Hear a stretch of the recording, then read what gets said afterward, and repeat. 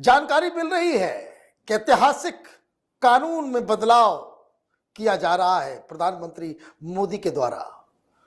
चर्चा बहुत दिनों से चल रही थी कि वक्फ बोर्ड का ये ड्रैकोनियन लॉ जो वोट बैंक के दरिंदों ने हिंदुस्तान के ऊपर नाफिज किया था, कल मुक्ति मिलने वाली है।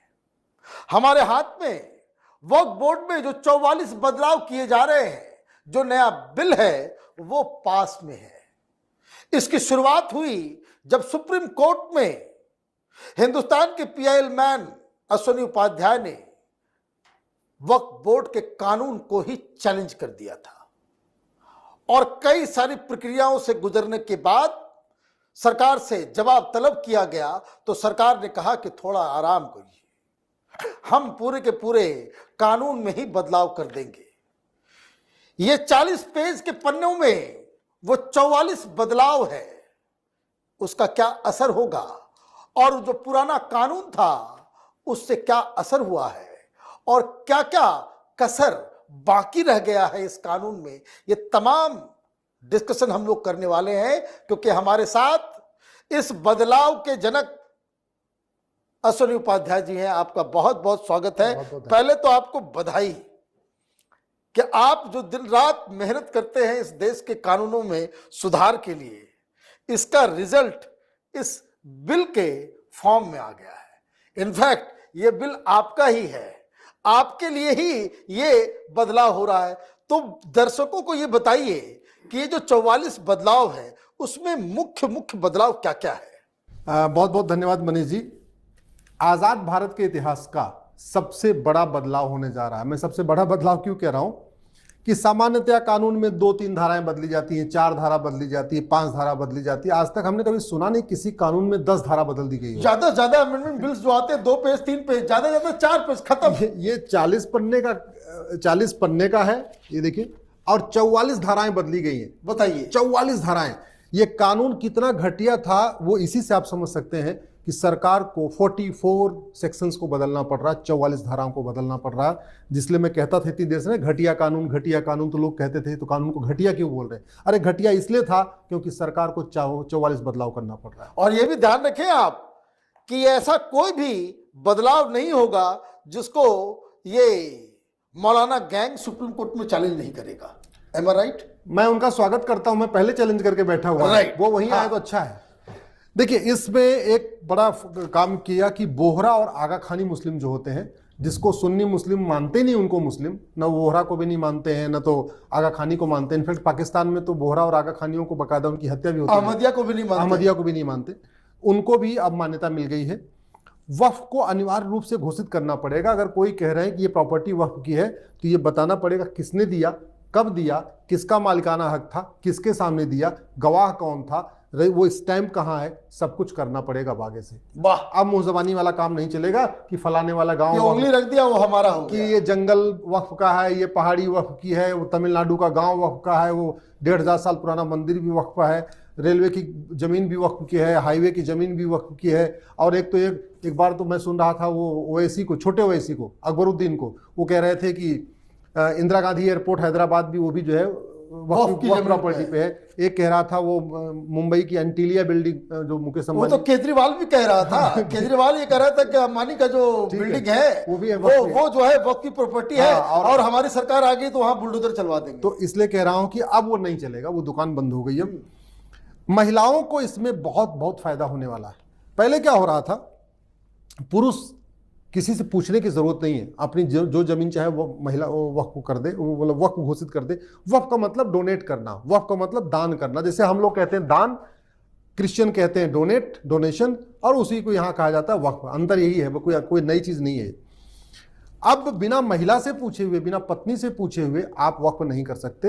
अगर पत्नी ने आपका हाथ पकड़ लिया कि नहीं हम जमीन वक्फ को नहीं देने देंगे, अगर बच्चा नहीं है तो क्या हुआ, हम अपने देवर के बच्चे को देंगे, जेठ के बच्चे को देंगे, हम अपने भांजे को देंगे, भतीजे को देंगे, अपनी बहन को देंगे, तो आप जबरदस्ती उसकी जमीन छीन नहीं सकते। पहले क्या हो रहा था, अगर बच्चा नहीं हुआ, गोद ले नहीं सकते, दूसरों को अपनी पूरी जमीन नहीं दे सकते, तो पूरी जमीन अपने दामाद को जमीन दे नहीं सकते, तो वो पूरी जमीन चली जा रही थी वक्फ में।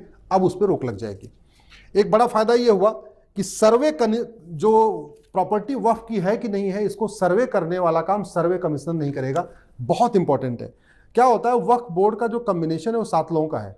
7 के सातों मुस्लिम होते हैं। एक उसमें एमएलए होता है वो मुस्लिम, एक एमपी होता है वो मुस्लिम, एक उसमें टाउन प्लानर होता है इंजीनियर जिसको सर्वेयर भी कहते हैं वो भी मुस्लिम, एक उसमें आईएएस होता है वो भी मुस्लिम, एक एडवोकेट होता है वो भी मुस्लिम, एक उसमें मुतवल्ली होता है वो मुस्लिम होगा, एक स्कॉलर होता है वो भी मुस्लिम होगा। तो 7 के सातों मुस्लिम होते हैं। ये सातों ही डिसाइड करते हैं, यही सातों सर्वे करते हैं। तो कहने का मतलब जो चोर है वही दरोगा है, वही जज है।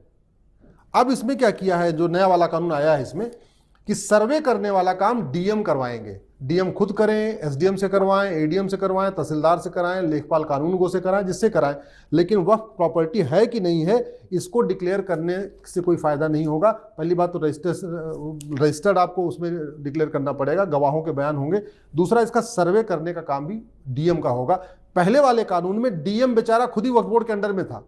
पहले तो ये कानून था कि वक्फ बोर्ड कह दे कि ये जमीन खाली कराओ तो डीएम उससे सवाल नहीं कर सकता। डीएम को बाकायदा अपना बुलडोजर लेके और अपना सब सामान माल लेके वहां पहुंच के सामान फेंकवाना पड़ेगा। ये हालत थी पहले।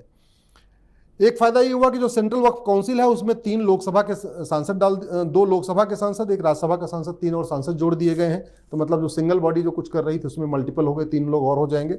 2 नॉन मुस्लिम मेंबर भी होंगे, पहली बार हो रहा है। पहले जो उसमें कोई मुस्लिम मेंबर, जो सेंट्रल वक्फ काउंसिल होती है उसमें कोई मुस्लिम नॉन मुस्लिम था ही नहीं। वक्फ ट्रिब्यूनल की पावर को कंट्रोल कर दिया गया है। वक्फ ट्रिब्यूनल को टाइम बाउंड तरीके से डिसीजन देने के लिए बोला है। लिमिटेशन एक्ट अप्लाई नहीं होगा। लिमिटेशन एक्ट बड़े काम की चीज़ है। पहले क्या था कि वक्फ ने कह दिया कि ये जमीन आपका स्टूडियो वक्फ का है, और उसके बाद वो एक ऐसे पेपर में निकलवा देगा जो पेपर आप कभी पढ़ते ही नहीं है। ऐसे बहुत सारे अखबार होते हैं ना जिनकी सर्कुलेशन 500 होती है, वो पर डे 400 उर्दू अखबार में निकलवा दिया, किसी एक अखबार में निकलवा दिया जिसको पढ़ते ही नहीं आप। और उसमें 30 दिन तक अगर आपने आके जवाब दाखिल नहीं किया तो वो प्रॉपर्टी वक्फ की हो जाएगी। तमिलनाडु वाले गांव में यही हुआ। तमिलनाडु गांव में, वहां पे गांव के ऊपर वक्फ बोर्ड ने कोई नोटिस नहीं लगाई थी। वो तो गांव वालों को तब पता चला जब उसमें एक गांव वाले अपने जमीन बेचने गए जब तहसील में, तब तहसील ने बताया कि भाई ये बेच नहीं सकते, आप तो बेच ही नहीं सकते, आपकी प्रॉपर्टी तो वक्फ की है। क्यों? किसी ऐसे अखबार में निकलवा दिया होगा जिसको कोई पढ़ता नहीं है। तो अब ये कर दिया कि वो लिमिटेशन एक्ट नहीं होगा, 30 दिन वाला नहीं है। हम पढ़ें चाहे ना पढ़ें, हम साल भर के बाद भी उसको चैलेंज कर सकते हैं। वो सिस्टम खत्म हो गया। तो एक तरीके से ये रिफॉर्मेटिव कानून है। पहले वाले कानून में काफ़ी रिफॉर्म कर दिया गया है। मेरा ये मानना है कि किसी टायर में 40 पंचर हो जाए ना तो उस पंचर नहीं बनवाना चाहिए, टायर को बदल देना चाहिए। किसी बाल्टी में अगर 40 छेद हो जाए ना तो फिर बाल्टी को रिपेयर नहीं कराना चाहिए, उस बाल्टी को बदल देना चाहिए। कायदे से इसमें 44 छेद हो चुके। क्या इस कानून के आने के बाद जो ऑलरेडी डिस्प्यूटेड लैंड्स हैं, क्या उसमें फिर से उनको सब सबूत देना पड़ेगा जहां डिस्प्यूट ऑलरेडी चल रहा है? देखिए, अभी ये बिल पास नहीं हुआ। अगर बिल पास करते समय इसको रेट्रोस्पेक्टिव बना दिया, ये पार्लियामेंट के पास पावर है, ये कह दे ये बिल फलाने दिन से लागू होगा। जैसे प्लेस ऑफ वर्शिप एक्ट पास हुआ 1991 में, और लिखा क्या, ये कानून 1947 से लागू होगा। तो अगर इसमें ये जो बिल है इसको पास करते समय इसको रेट्रोस्पेक्टिव कर दिया, इसकी डेट दे दिया 1995, जब नरसिम्हा राव ने इसको बनाया था, अनलिमिटेड पावर दिया। नहीं, बनाया तो इसको नेहरू जी ने था। नेहरू जी ने 1954 में बनाया, ये बीज बोया है नेहरू जी ने। उसके बाद इंदिरा ने इसको 1984 में बदला, राजीव गांधी ने 1986 में बदला, नरसिम्हा राव ने 1995 में पुराने वाले को खत्म कर दिया और एक नया पूरा अजगर ला के खड़ा कर दिया। अजगर, मैं अजगर इसलिए कह रहा हूं क्योंकि इतनी शक्ति दे दिया है, ये किसी गांव को भी निगल सकता है, किसी पहाड़ी को भी निगल सकता है, किसी जंगल को भी खा सकता है। तो ये बताइए कि इस कानून के रहते हुए क्या क्या इसके दुष्परिणाम हुए? इस कानून के रहते हुए सबसे बड़ा दुष्परिणाम यह हुआ कि वक्फ बोर्ड एक माफिया बन गया। अमीरों को नोटिस भेज भेज के उनसे वसूली करने लग गया और गरीबों को नोटिस भेज भेज के उनको कन्वर्जन करने लग गया। जैसे झाबुआ में आदिवासी होते हैं, आदिवासियों को थाना, तहसील, कोर्ट कचहरी उनको कुछ नहीं पता, वक्फ बोर्ड क्या है, कितनी पावर, उनको कुछ नहीं पता। उसको आदमी नोटिस भेजता है कि काम करो, तुम्हारी जमीन तो वक्फ की है। वो बेचारे सालों से रहते आ रहे हैं, उनको नहीं पता, करे नहीं वक्फ की है। फिर क्या करना है, बोले जी भोपाल आओ, क्योंकि वक्फ बोर्ड का वक्फ ऑफिस तो हमेशा राजधानी में होता है। भाई वक्फ बोर्ड और वक्फ ट्रिब्यूनल हमेशा राजधानी में होता है। यानी पूरा इतना बड़ा यूपी है, मेरठ से लेकर गोरखपुर तक, ऑफिस कहाँ है? लखनऊ में। ऐसे इतना बड़ा मध्य प्रदेश है, ऑफिस कहाँ है? भोपाल में। तो ये अमीरों को नोटिस भेज के वसूली कर रहा था, गरीबों को नोटिस भेज के कन्वर्जन कर रहा था, जो वसूली नहीं देते थे, चढ़ावा नहीं देते थे, उसको एकदम हथिया लेता था, जो आदिवासी नहीं मान रहा था उसको खाली करने के लिए डीएम को कह देता था, आदेश देता क्या था। ये इसी और इसका इंपैक्ट हुआ, दुनिया में 200 देश हैं और 50 देशों का क्षेत्रफल जो है उससे ज्यादा भारत में वक्फ बोर्ड के पास प्रॉपर्टी है। मैंने अपने आप में एक देशी बन गया है। अरे मैं आपको एग्जांपल दे रहा हूं, मालदीव का क्षेत्रफल, मालदीव एक इस्लामिक कंट्री है, भारत का पड़ोसी देश है, राइट। उसका जो क्षेत्रफल है 75,000 एकड़ है और भारत के वक्फ बोर्ड के पास 10 लाख एकड़ जमीन है। सिंगापुर का क्षेत्रफल 1,80,000 एकड़ है, भारत के वक्फ बोर्ड के पास 10 लाख एकड़ जमीन है। बहरीन इस्लामिक कंट्री है, उसका क्षेत्रफल 1,90,000 एकड़ है, भारत के वक्फ बोर्ड के पास 10 लाख एकड़, यानी बहरीन का 5 बहरीन बन जाएंगे। 5 बहरीन भारत के वक्फ बोर्ड के अंदर बन सकते हैं, वक्फ बोर्ड की जमीन के अंदर 5 बहरीन बन सकते हैं। हांगकांग का क्षेत्रफल 2,75,000 एकड़, भारत का वक्फ बोर्ड, यानी 3 हांगकांग भारत के वक्फ बोर्ड में बन सकते हैं। डेनमार्क का क्षेत्रफल 3,45,000, भारत के वक्फ बोर्ड के पास 10 लाख एकड़ जमीन। 3 डेनमार्क बन सकता है। फिनलैंड का क्षेत्रफल 4 लाख एकड़, वक्फ बोर्ड के पास 10 लाख एकड़। मॉरिशस का क्षेत्रफल 5 लाख एकड़, वक्फ बोर्ड के पास 10 लाख एकड़। 2 मॉरिशस बन सकते हैं भारत के वक्फ बोर्ड की जमीन के ऊपर। लग्जमबर्ग का क्षेत्रफल 6 लाख एकड़, साइप्रस का क्षेत्रफल 8 लाख एकड़, जॉर्जिया का क्षेत्रफल 9 लाख एकड़।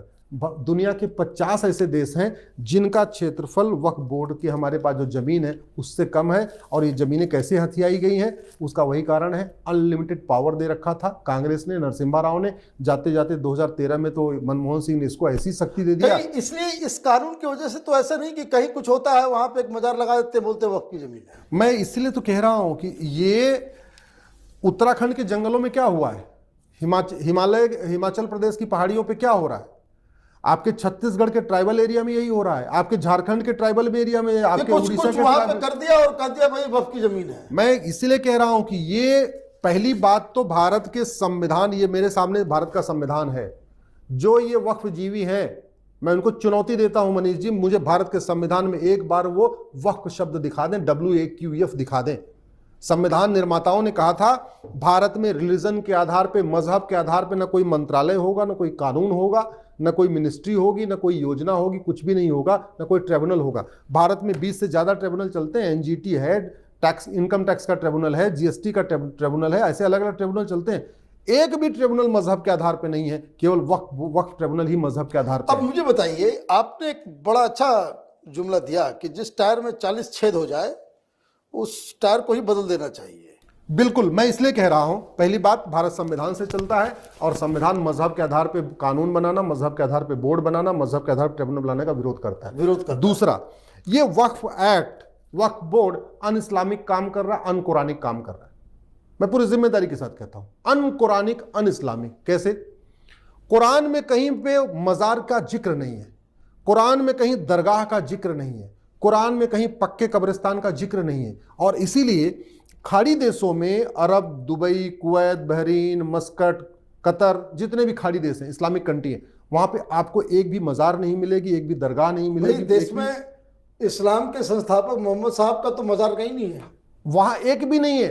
और भारत में ये वक्फ बोर्ड मजार बनवा बनवा के उसको वक्फ प्रॉपर्टी डिक्लेयर कर रहा है, दरगाहें बनवा के उसको वक्फ प्रॉपर्टी डिक्लेयर कर रहा है, पक्के कब्रिस्तान को वक्फ प्रॉपर्टी डिक्लेयर कर रहा है। इसका मतलब ये वक्फ बोर्ड अन इस्लामिक काम कर रहा है, अन कुरानिक काम कर रहा है, इस्लाम के भी खिलाफ काम कर रहा है।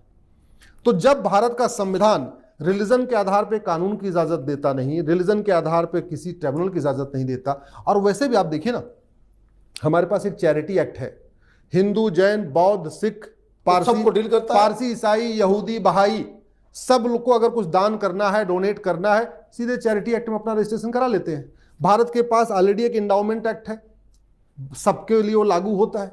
भारत के पास अपना प्रॉपर्टी कोड है, ट्रस्ट कोड है, सोसाइटी रजिस्ट्रेशन एक्ट है, उसमें सबके लिए लागू होता है। इसलिए मेरा ये कहना है, एक कम्युनिटी के लिए अलग से कानून क्यों? और दूसरा जो खतरा है, वैसे इसके टहनियां काट दी गई इस कानून की, इसके पत्ते काट दे गए, लेकिन जड़ तो बचा ही है ना, वक्फ एक्ट।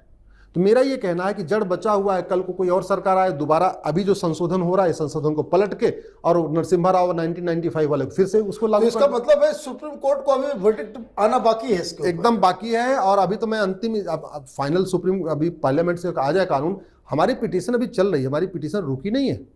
हम इसको चाहते हैं ये खत्म कि हो। ये पूरी तरीके से अमेंडमेंट नहीं, निर्मूल, एकदम बिल्कुल जड़ मूल से खत्म हो जाए। वक्फ नाम की चीज नहीं, वक्फ बोर्ड, वक्फ ट्रिब्यूनल, वक्फ कानून नहीं होना चाहिए। भारत में एक देश एक विधान होना चाहिए, यानी one nation one charity code, one nation one property code और one nation one endowment code. अगर हिंदी में कहूं तो समान धर्मस्थल संहिता होनी चाहिए, समान दान संहिता होनी चाहिए, समान संपत्ति संहिता होनी चाहिए। एक देश एक विधान होना चाहिए, संविधान यही कहता है। एक मजहब के लिए क्यों भाई? आपने क्रिश्चियन के पास तो क्रिश्चियन बोर्ड नहीं है, जैन के पास जैन बोर्ड नहीं है, बौद्ध के पास बौद्ध नहीं है, हिंदू के पास कोई बोर्ड नहीं है, यहूदी के पास कोई बोर्ड नहीं है, बहाई के पास कोई बोर्ड नहीं है, पारसी के पास कोई बोर्ड नहीं। एक ही कम्युनिटी के पास बोर्ड क्यों?